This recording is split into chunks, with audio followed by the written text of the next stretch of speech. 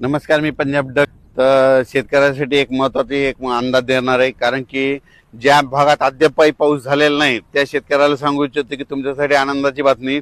आज 30 जून पासून ते 8 जुलै पर्यंत तुमच्यामध्ये राज्यात सर्वत्र सगळीकडे जोराचा पाऊस पडणार आहे, म्हणून हा अंदाज लक्षात घ्यायचा. म्हणजे आज बऱ्याच भागामध्ये सांगायचं झालं तर विदर्भामध्ये 11 जिल्हे, वर्धा, नागपूर, भंडारा, गोंदिया, चंद्रपूर, यवतमाळ, अकोला, वाशिम, हिंगोली, अमरावती, बुलढाणा या आज मात्र बऱ्याच भागामध्ये जिथं पाऊस पडला नाही ते भागात देखील पडणार.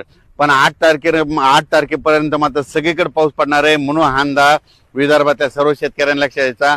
8 तारखेपर्यंत सगळीकडे पाऊस पडेल आणि सगळ्या विदर्भात शेतकऱ्याची पेरणी होणार आहे, म्हणून हे शेतकऱ्यांनी अंदाज लक्षात घ्यायचा. त्याच्यानंतर मराठवाड्याकडे देखील हिंगोली जिल्हा, नांदेड जिल्हा, परभणी जिल्हा, लातूर जिल्हा, धाराशिव जिल्हा, संभाजीनगर, जालना, बीड या विदर्भात परभणी आणि मराठवाड्यातल्या शेतकऱ्याला सांगू इच्छितो की आज देखील दुपारनंतर 3-4च्या नंतर मराठवाड्यामध्ये सगळ्या जिल्ह्यामध्ये जोराचा पाऊस पडणार आहे. दररोज वेगवेगळ्या भागात पडणार आहे. 8 दिवसामध्ये सगळीकडे पडून जाईल. जे वंचित राहिले त्या 8 दिवसामध्ये त्या वंचित भागात देखील पाऊस पडेल आणि त्या शेतकऱ्याची पेरणी होणार आहे, म्हणून मराठवाड्यातल्या शेतकऱ्यांनी हा अंदाज लक्षात घ्यायचा. त्याच्यानंतर पश्चिम महाराष्ट्रातल्या शेतकऱ्याला सांगू इच्छितो की 8 दिवसामध्ये तुमच्या इकडे देखील जे भाग सुटलेला त्या सुटलेल्या भागात देखील पाऊस पडणार आहे, म्हणून हे अंदाज लक्षात घ्यायचा. त्याच्यानंतर उत्तर महाराष्ट्राकडे नंदुरबार जिल्हा झालं, धुळे जिल्हा झालं, जळगाव जिल्हा झालं, नाशिक, पुणे ह्या पट्ट्यातल्या सर्व शेतकऱ्याला सांगू इच्छितो तुमच्याकडे देखील म्हणजे आजच दुपारनंतर बऱ्याच ठिकाणी पाऊस जोराचा सुरुवात होणार आहे. पण 8 दिवस मात्र 8 जुलै पर्यंत मात्र खूप जोरात पाऊस पडणार आहे, म्हणून हा अंदाज लक्षात घ्यायचा. पण राज्यात मात्र ह्या 8 दिवसामध्ये काही ठिकाणी मुसळधार, कुठं अतिमुसळधार, काही ठिकाणी अतिवृष्टी होणार आहे, म्हणून हा अंदाज लक्षात घ्यायचा. मग अतिवृष्टी कुठं होणार, अतिमुसळधार कुठं होणार आहे म्हणून हे तुम्हाला सांगू इच्छितो. सर्वप्रथम मुंबईकरांनी हा अंदाज लक्षात घ्यायचा आणि सतर्क करायचं. मुंबईकडं म्हणजे 8 जुलैपर्यंत जोराचा पाऊस पडणार आहे, म्हणून मुंबईच्या जनतेने सतर्क राहावे. पुण्याकडे देखील खूप पाऊस पडणार आहे. अहिल्यानगर जिल्ह्यात देखील ह्या म्हणजे 8 दिवसामध्ये अतिवृष्टी होईल, काही ठिकाणी मुसळधार पाऊस पडणार आहे.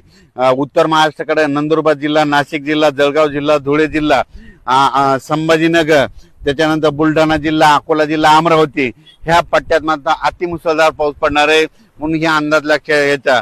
आणि तुम्हाला सांगू इच्छितो शेतकऱ्यासाठी एक आनंदाची बातमी म्हणजे हे जे जिल्हे आहेत जवळपास 14 जिल्हे, नाशिक जिल्हा, मुंबई, त्याच्यानंतर मुंबईचे सगळे जिल्हे, त्याच्यानंतर अहिल्यानगर, नंदुरबार, धुळे, जळगाव, संभाजीनगर, बुलढाणा, अकोला, अमरावती ह्या पट्ट्यात मात्र अतिमुसळधार पाऊस पडणार आहे. त्या भागामध्ये जे छोटे छोटे तळे आहेत त्या छोट्या छोट्या तळ्यामध्ये पाणी येणार आहे, म्हणून त्यांच्यासाठी ही सर्वप्रथम आनंदाची बातमी.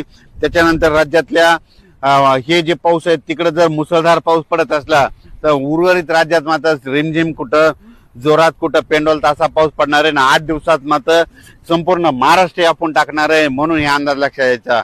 ज्या शेतकऱ्याच्या शेतामध्ये जर वापसा असेल, ईदभर ओल असेल तर तुम्ही तुमच्या पेरणीचा निर्णय घ्या, कारण की 8 दिवस राज्यात चांगला जोराचा पाऊस पडणार आहे, म्हणून हे शेतकऱ्यांना लक्षात घ्यायचं.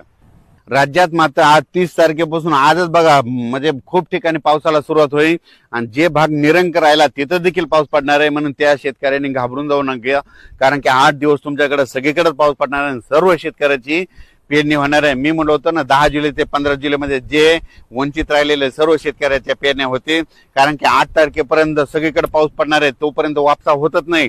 मग सगळ्या शेतकऱ्याच्या पेरण्या 10 ते 15 मध्ये होऊन जातील, म्हणून हे सर्व शेतकऱ्यांनी लक्षात घ्यायचं. आम्ही देखील पेरलोय आणि आता तणनाशक मारणं चालू आहे.